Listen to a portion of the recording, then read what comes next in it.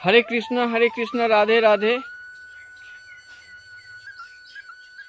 आज एक सवाल है, भाग्य और कर्म दोनों में बड़ा कौन है?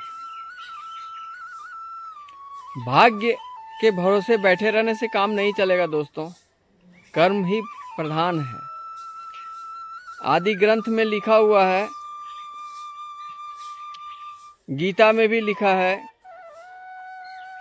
सभी किताबों में लिखा हुआ है, सभी गुरुओं का सोच समझ ज्ञान का भंडार गीता में लिखा हुआ है, कर्म ही धर्म है। अब सवाल आता है कि कौन सा कर्म? जो कर्म लोभ रहित, पाप रहित,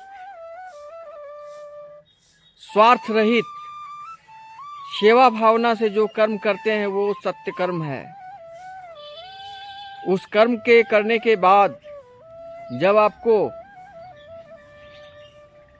उसके बदले में जो पैसे मिलते हैं, जो धन मिलते हैं, जो मूल्य मिलते हैं, उसी को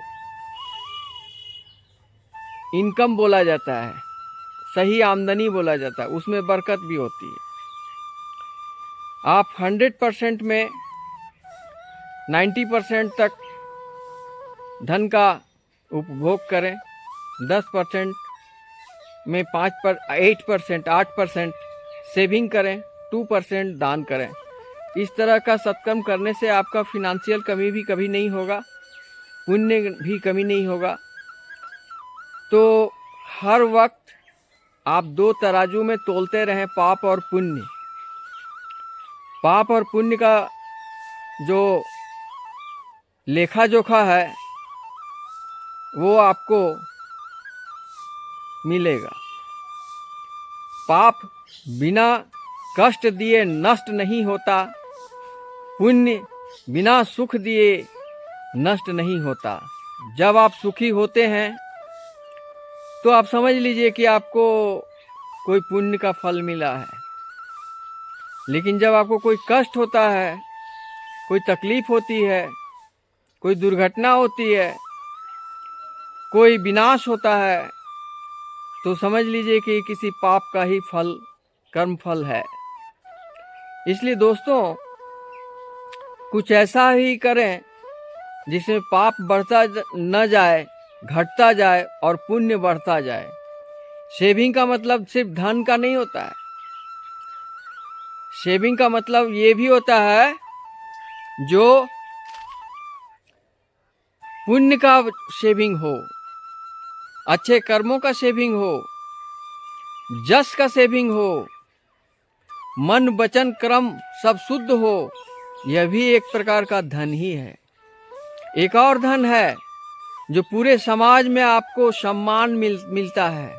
वो सम्मान भी खरीदा नहीं जा सकता है, वो स्वयं मिलता है आपके कर्मों के अनुसार, आपके वचन, मन, कर्म, वचन और व्यवहार के अनुसार आपको सम्मान, मान सम्मान समाज में मिलता है।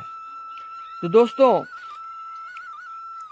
आपको हर वक्त एक बात याद रखनी है कि हमसे कोई भूल न हो जाए, कोई मेरे द्वारा किसी का आत्मा में कष्ट न पहुंचे, मेरे द्वारा किसी को आत्मा में चोट न पहुंचे, मेरे वचन से किसी का घर विनाश न हो जाए, मेरे एक बात बोलने से किसी का घर टूट न जाए। इस तरह का वचन से सावधान। आदमी हत्या करता है औजार से, अस्त्र शस्त्र से, उससे भी बड़ा हत्या वाणी का होता है। वाणी ऐसा बोलिए तो उसमें आप वाणी के बारे में बहुत सारे संत कबीर जी भी लिखे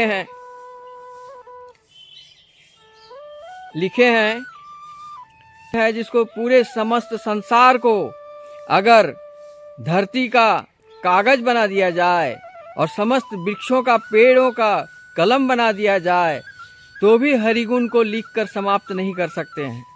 इसलिए दोस्तों, हर वक्त एक बात याद रखें कि वचन बहुत सोच समझकर बोलें। जो भी बोलें उसके पहले सोच लें। कबीर दास जी ने इसके बारे में भी बहुत सारे दृष्टांत दिए हैं। आप कबीर वानियों में आप सुन सकते हैं। रहीमन जी भी बहुत दिए हैं। मन की व्यथा मन में राखो गोय, सुन लिए लोग वा बांट न लिए कोई। तो आपको मैं धर्मशास्त्र का पाठ पढ़ाने नहीं आया हूँ, मैं आपको इतना बताने आया हूँ कि जो मेरे साथ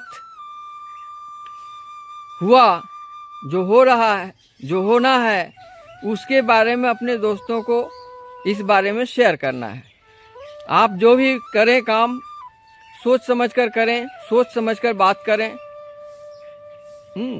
तो मेरा कहने का मतलब ये है, अच्छे कर्म, अच्छे मन वचन, मन कर्म वचन, ये 3 चीज़ जहाँ भी आप लगाएंगे आपको सफलता ही सफलता मिलेगी।